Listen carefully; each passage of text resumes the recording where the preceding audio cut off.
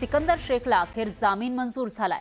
महाराष्ट्रामध्ये स्टार कुस्तीपटू सिकंदर शेखला पंजाबमध्ये अटक करण्यात आली होती। महाराष्ट्राचा स्टार कुस्तीपटू सिकंदर शेख याला पंजाबमधून अटक झालेली होती। मोहाली इथं CIA पथकानं सिकंदर शेखला गुर्जर टोळीसाठी काम करणाऱ्या 4 शस्त्र तस्करांसोबत अटक केली होती।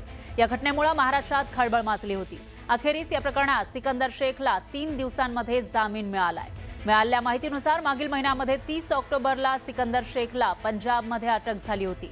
सिकंदर शेख हा महाराष्ट्राचा प्रसिद्ध कुस्तीपटू आहे। रुस्तम-ए-हिंद, महाराष्ट्र केसरी अशी सिकंदरची ओळख होती। सिकंदरला अटक झाल्यामुळे एकच खळबळ माजली होती। त्याला विमानतळावरून पंजाब पोलिसांनी अटक केली होती।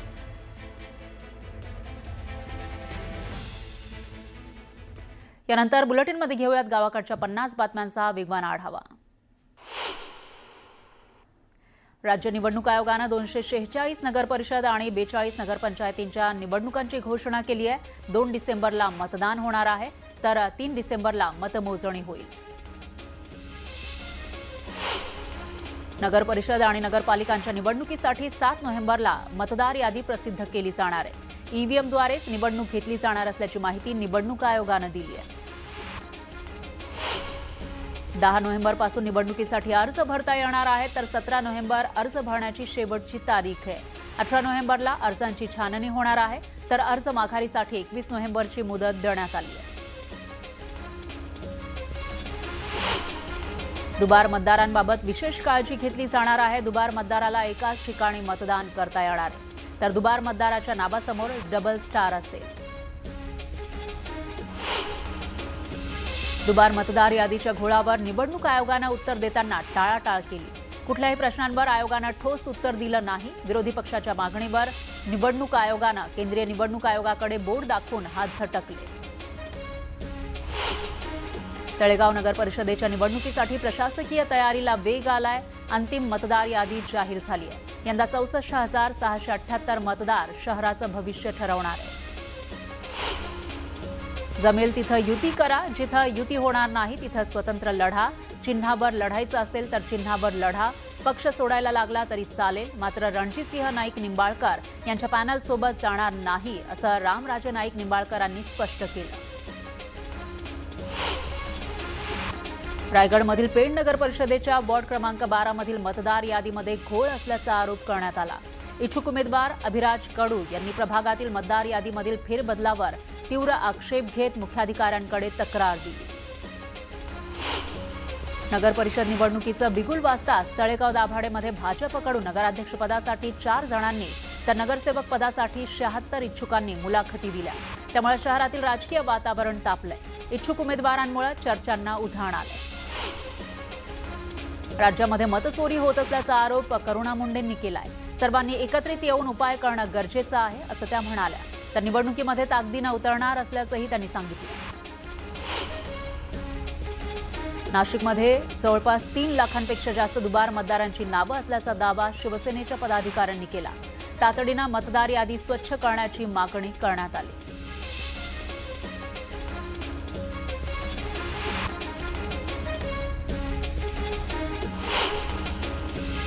2-4 वॉर्ड सोडले तर विरोधकांकडे उमेदवार नसल्याचं वक्तव्य आमदार संतोष बांगर यांनी केलं।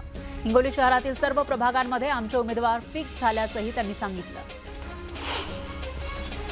सगळ्यांचं मास्टरमाइंड मी असेल तर पुरावे द्यावेत। फलटण प्रकरणाचा तपास नीट पद्धतीनं करण्याची मागणी केलेली आहे। निंबाळकरांनी फलटण प्रकरणाच्या आरोपांवरून रामराजे निंबाळकर यांनी ही प्रतिक्रिया दिली। काही अंगाशी आलं की माझ्यावर आरोप करत असल्याचं वक्तव्य निंबाळकरांनी केलं। ही विकृतीचं असल्याचं सुद्धा ते म्हणाले। 277 केसेस खऱ्या असतील तर मीही कोर्टात जाणार असल्याचं त्यांनी म्हटलंय। फलटणमधील डॉक्टर आत्महत्या प्रकरणी रणजितसिंह नाईक निंबाळकर यांनी महबूब शेख यांना लक्ष्य केलं। यावर महबूब शेख यांनी प्रत्युत्तर दिलंय। निंबाळकरांचं आव्हान स्वीकारत उद्या पत्रकार परिषद घेऊन उत्तर देऊ, असं शेख म्हणाले। आजपासून इस्लामपूरचं नाव ईश्वरपूर झाल्याची माहिती मंत्री बावनकुळेंनी दिली। ईश्वरपूर नावाबाबत आजच अधिसूचना निघणार असल्याचंही त्यांनी सांगितलं।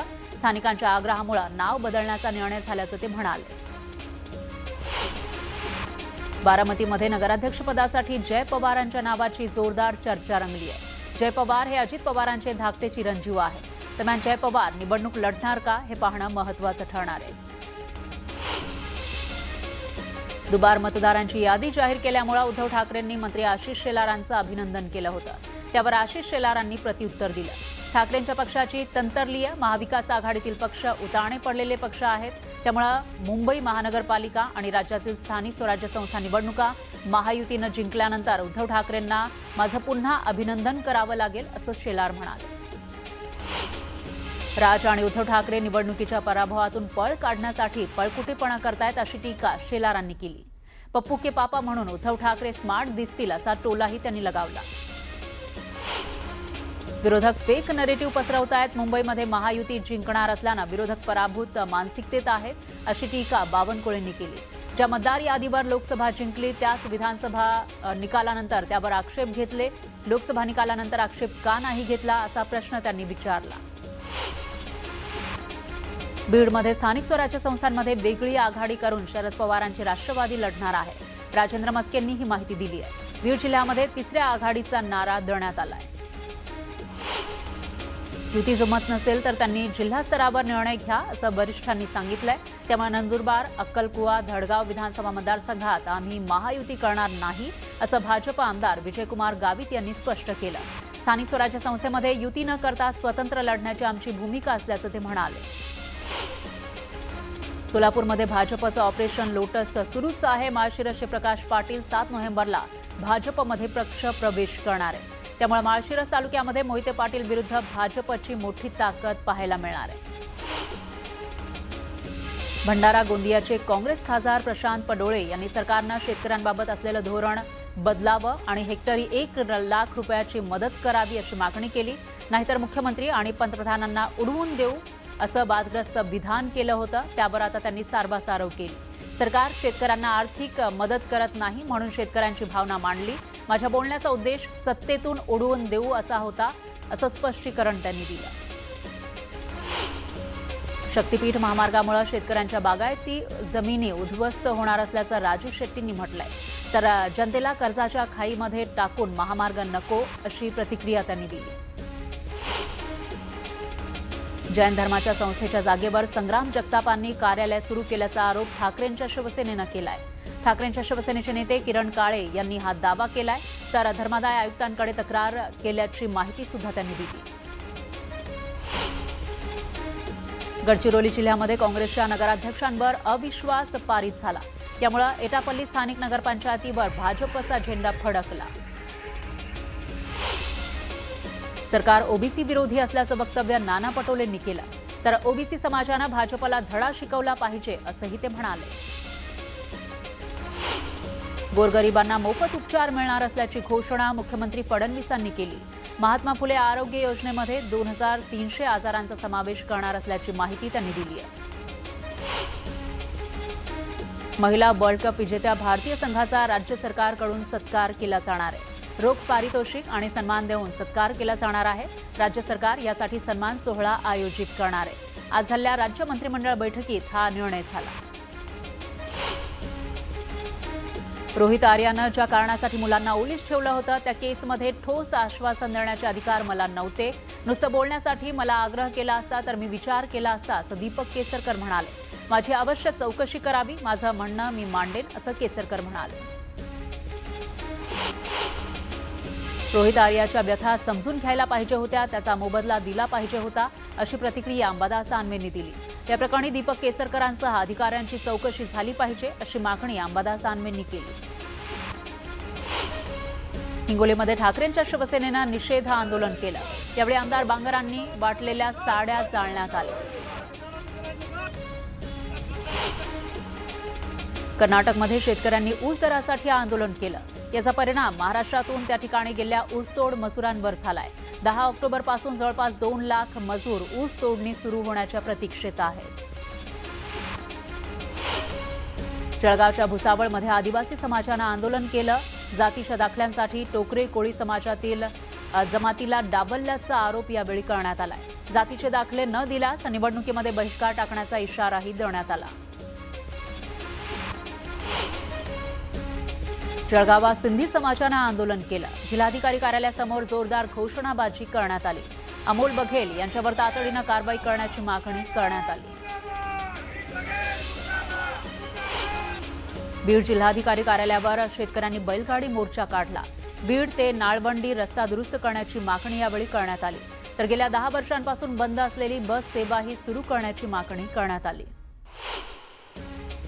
छत्रपती संभाजीनगरच्या सिल्लोड इथल्या जामा मस्जिद प्रवेशद्वार, ईदगाह रोड प्रवेशद्वार आणि मौलाना आझाद प्रवेशद्वारच्या कमानीचे बांधकाम तात्काळ थांबवा यासाठी सकल हिंदू समाजाच्या वतीनं आमरण उपोषण करण्यात आलं। बालयोगी महंत सर्वानंद सरस्वती महाराज आणि माजी आमदार सांडू पाटील लोखंडेंच्या उपस्थितीमध्ये हे आमरण उपोषण सुरू झालं।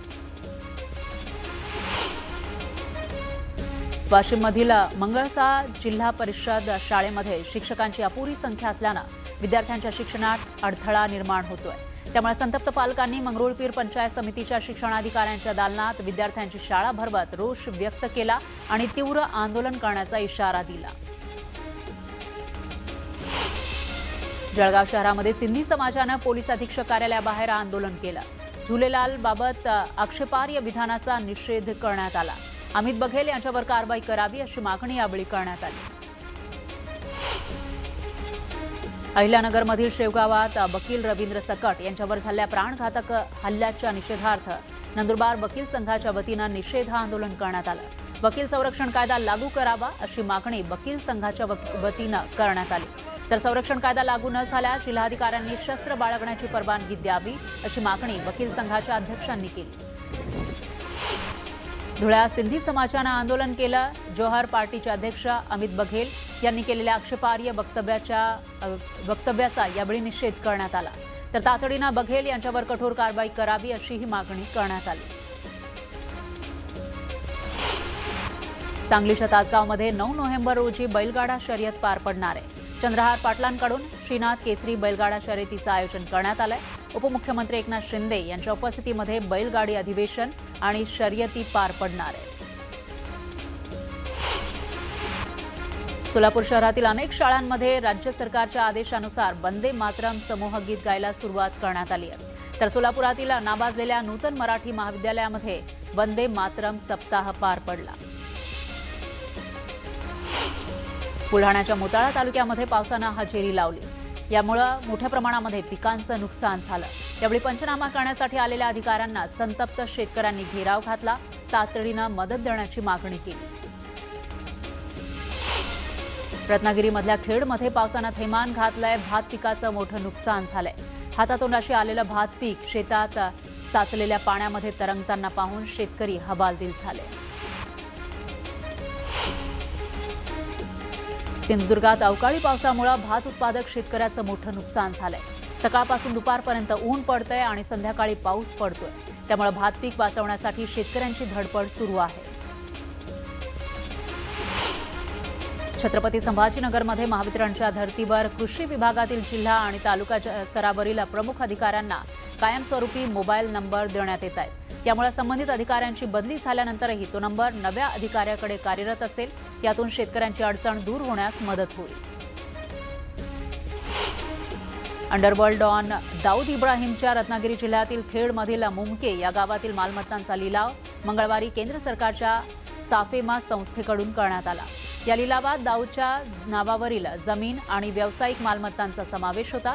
तर याआधी 2024 मध्येही साफेमा अंतर्गत दाऊदच्या मालकीच्या 4 मालमत्तांचा लिलाव करण्यात आला होता।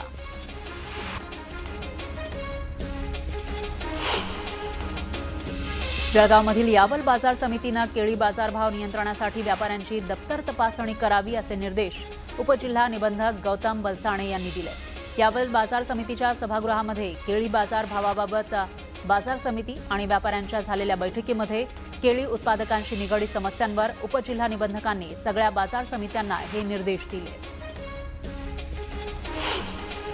परभणी जिल्हाधिकारी कार्यालयामध्ये गुटखा खाऊन थुंकणाऱ्याच्या विरोधात कारवाई करण्यात आली आहे। जिल्हाधिकारी कार्यालयामध्ये दुर्गंधी पसरत असल्यानं प्रशासनानं ही कारवाई केली। लोणावळ्यातील प्रसिद्ध राजमाची उद्यानाची दुरावस्था झाली आहे। यामुळे पर्यटकांनी उद्यानाकडे पाठ फिरवली आहे। आकर्षक ठरलेली उद्यानातील झोके, घसरगुंडी खेळणी आता तुटकी पडली आहेत, त्यामुळे वापरासाठी अयोग्य ठरली आहे। त्यानंतर घेऊयात एक छोटासा ब्रेक।